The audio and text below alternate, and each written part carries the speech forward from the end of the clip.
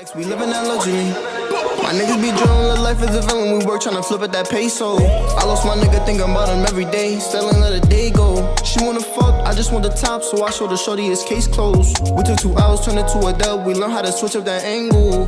Switch up that angle, tiger stripes on her booty like Bengals.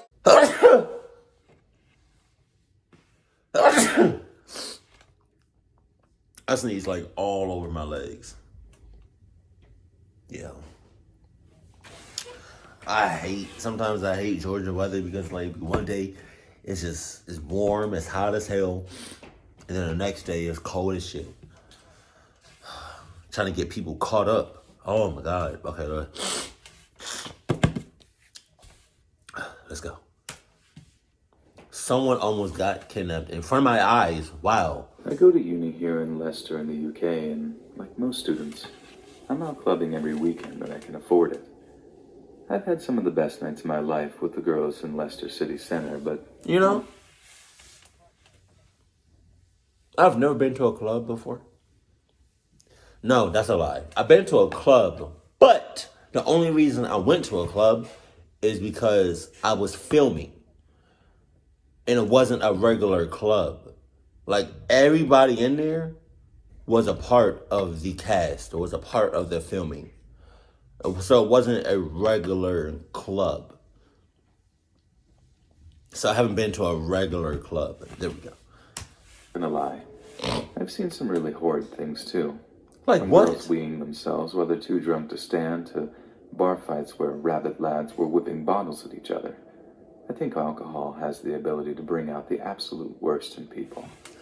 Or the absolute best. But I've heard that the truth always comes out when you're drunk. And it was on a night out in Leicester that one of the scariest things I'd ever been part of or witness to happened right in front of me. So we're leaving a club one Saturday night, planning on stumbling over the road to the kebab house to get ourselves some cheesy chips, when we see this girl sitting outside the club. Hell no. Absolutely rotten drunk. The poor thing can barely keep her eyes open, and it doesn't look like anyone there is looking after her, which was honestly a little bit concerning. But the kebab place we ended up sitting down in had these big glass windows that looked out into the street, so from my window seat I could still keep my eyes on her.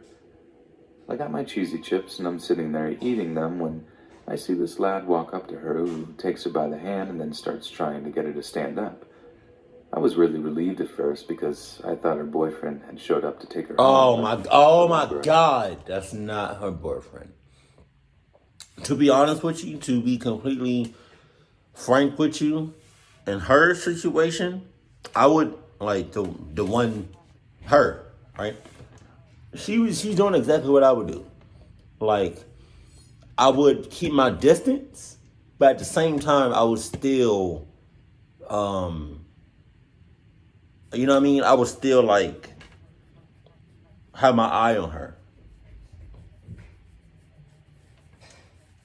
I'm a caring person to a certain extent. The more I just got this bad feeling in the pit of my stomach. Not only was this girl just refusing to go with this guy when she had every reason to want to get home and out of the cold, but the guy was like looking over his shoulder and looking around like he didn't want people to see what he was doing. You know, making sure the coast was clear or something.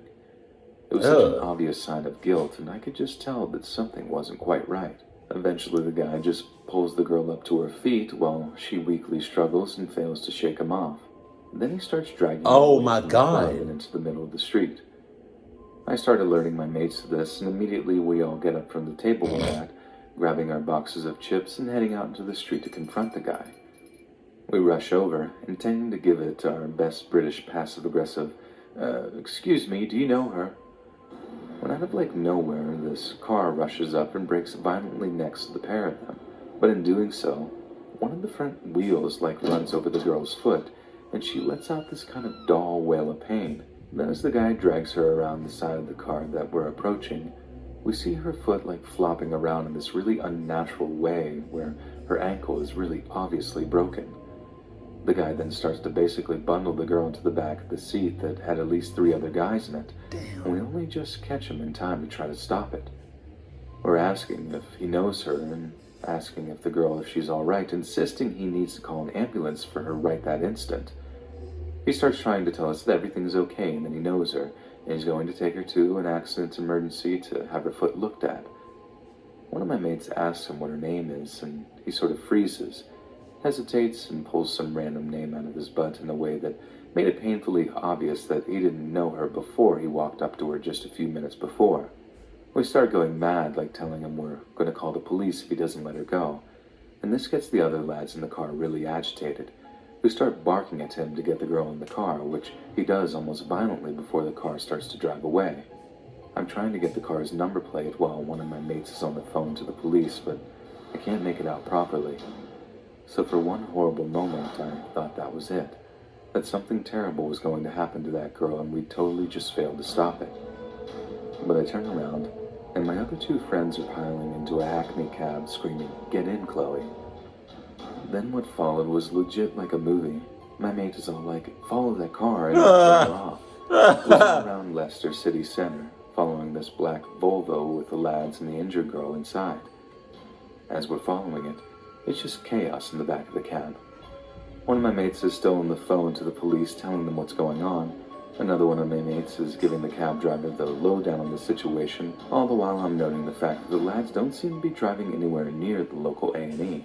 They're actually headed out of the city center towards the suburbs, which, to me, was a pretty good indicator that we're trying to take her somewhere dark and secluded, to do only God knows what to her. My mate got off the phone with the police and told us that they told her that they had a unit in the area and they weren't messing about either. It was like a minute or 2 before we saw blue flashing lights, and the cab driver pulled his cab back away from the Volvo to let the police slip in to pull them over. When they finally do pull over, we all pile out of the cab while the driver waits for us, watching what was going on and shouting over and over, "Liar, liar," when the guy starts telling the policeman that the girl is their friend and that they're taking her home. The other policeman who was there then comes over to us and starts getting our side of the story, which basically involved me telling him everything I'd seen and how I said it was incredibly suspicious. What happened next all unfolded over the course of like an hour, with more police cars turning up to keep an eye on the lads while one set of policemen got the girl out of the car and drove her to the hospital. I'm not sure if the lads got arrested or not, but I know they got their details taken down, and no matter what happened after that, I know the girl ended up being taken away from the obvious danger and getting her foot seen to. And the fact that that shit happens not only at clubs, but pretty much anywhere, that's sad. Like on some real shit. Like that's sad as hell. And disturbing and disgusting that people do that shit. The only real concern then was that the cab driver was going to charge us like an arm and a leg for keeping him occupied for so long, but he actually refused to take any money off of us in the end, saying it was just nice to see some people doing some good in the world, and that when his daughter is our age and gets into any trouble, that he'd hope there'd be some good Samaritans like us to help her out.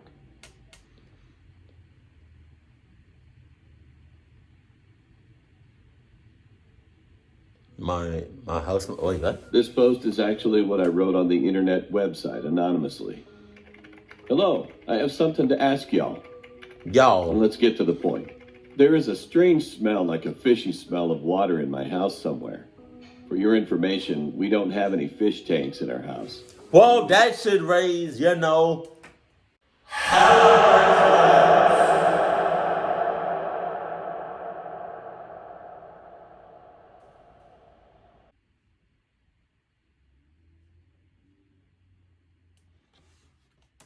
Been raised fish. I can't exactly define that it's a real fishy smell of water, actually, but it smells that bad. It doesn't smell anywhere else, but particularly bad in the main room. Wow. The house where I live is newly remodeled. We had moved here and lived for about 7 months now. Since we moved here and lived for about 7 months now, there was nothing wrong with it at first. The weird thing is, it doesn't smell always like that. but I don't think I can live here anymore because of this disgusting stench. This is the first time I've ever smelled this awful smell at home. My family tried to find the source of the smell, but we have no idea what it is. At first, I thought it was coming from the curtains. When I sniffed on the curtain, I could smell something similar near the curtain. However, when I smelled it again a few days later, the stench was gone. And just yesterday, now my bed's mattress cover suddenly started smelling. Come on. I bought this around fall and washed it very often. I don't know what happened to this. I really don't know what the cause is, since I don't have anything that smells bad in my house, like foods or something. Now, I'm so freaked out. Who is Does that? the house itself smell like this? Who is that? If anyone knows the reason, please let me know. Thank you. A few days later, I read a few comments posted on the website. Comment number 1. Well, you should ask a control office. Comment number 2. It sounds like mold. Look carefully. The window where the curtain was attached might smell. Comment number 3. Congratulations. You've moved out. As you know, some movies go like this. When the dead body is hidden in the wall, it does shit. smell. Oh my God. Well, now I know. You know, if I ever move out.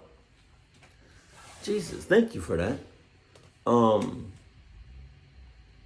But I don't think he's gonna realize until it's almost too late, until like the smell gets crazy. Like look at that. Like, wow. Just literally a couple of inches, maybe a foot away. But this story right here,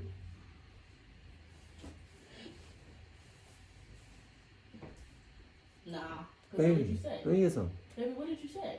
I said one of it. No, that's not what you said. I asked you. That's tough. That's tough. Yeah. You had options, baby. Nah. Oh, not the attitude. Yeah. But I'm saying.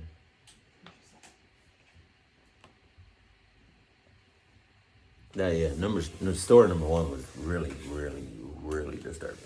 Like, it makes my... I forgot to put my phone on airplane mode. Jesus. But it makes my skin crawl that people out here do stuff like that. And I'm sorry for anybody that has ever experienced that. And I hope you don't ever experience that again. But, yeah. Keep it cool, keep it classy. We love you. Stay happy. Our family.